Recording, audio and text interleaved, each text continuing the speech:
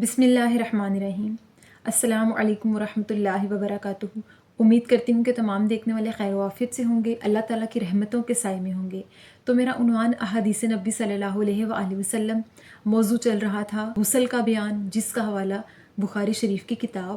تو آج کی حدیث ہے کہ صحابی حضرت ابو ہریرہ رضی اللہ تعالیٰ عنہ بیان کرتے ہیں کہ بنی اسرائیل کے لوگ ایک دوسرے کے سامنے اپنے سطر کو کھول کر باقاعدہ طور پہ ننگے ہو کے غسل کیا کرتے تھے، اور اللہ کے نبی حضرت موسیٰ علیہ السلام باقاعدہ طور پہ پردہ کر کے چار دیواری کے اندر غسل کیا کرتے تھے۔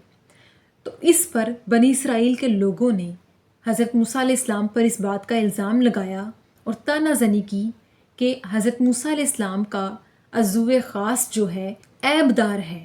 تو اس پر اللہ تعالیٰ نے ایک عجیب واقعہ رونما فرمایا کہ ایک مرتبہ حضرت موسیٰ علیہ السلام پتھر کے اوپر اپنے کپڑے رکھ کر نہا رہے تھے، تو اچانک پتھر حضرت موسیٰ علیہ السلام کے کپڑے لے کر بھاگ گیا۔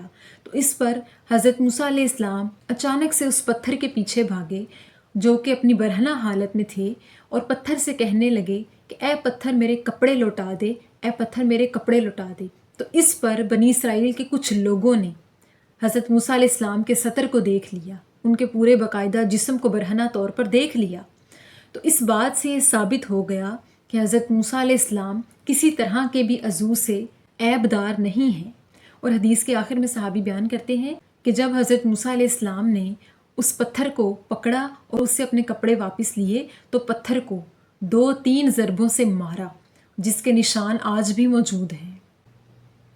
آج کی حدیث مبارکہ اس بارے میں ہے کہ پہلے زمانے میں بنی اسرائیل کے لوگ، جو کہ زمانہ جاہلیت کے لوگ کہلاتے تھے، وہ بنا کپڑوں کے، بنا شرم محسوس کیے، کھلے آسمان تلے سطر کو کھلا چھوڑ کے برہنہ طور پر ایک دوسرے کو دیکھتے ہوئے غسل کیا کرتے تھے۔ لیکن اسلام میں ایسا کرنا جائز نہیں کہ کسی کو اس طرح کھلے عام سطر دکھا کر نہایا جائے۔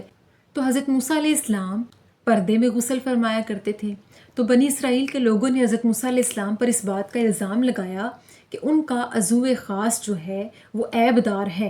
تو اس پر اللہ تعالیٰ نے ایک عجیب واقعہ رونما فرمایا تاکہ ان لوگوں کو جھوٹا ثابت کیا جا سکے۔ تو اللہ تعالیٰ نے ایسا کیا کہ ایک مرتبہ حضرت موسیٰ علیہ السلام پتھر کے اوپر کپڑے رکھ کے غسل فرما رہے تھے، تو اچانک پتھر نے حرکت کی اور ان کے کپڑے لے کر بھاگ گیا۔ تو حضرت موسیٰ علیہ السلام اس پتھر کے پیچھے بھاگے کہ اے پتھر میرے کپڑے لوٹا دے۔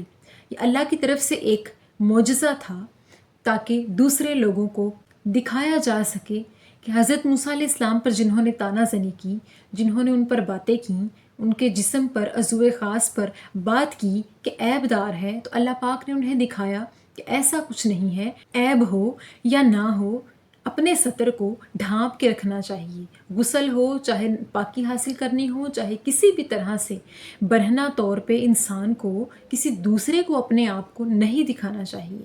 مسلمان ہو، یہودی ہو یا کوئی بھی ہو، کسی کے لیے جائز نہیں کہ وہ ننگا ہو کے سر عام پھرتا رہے۔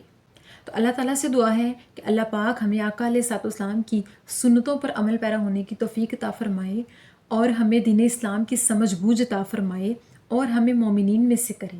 آمین ثم آمین۔ شکریہ۔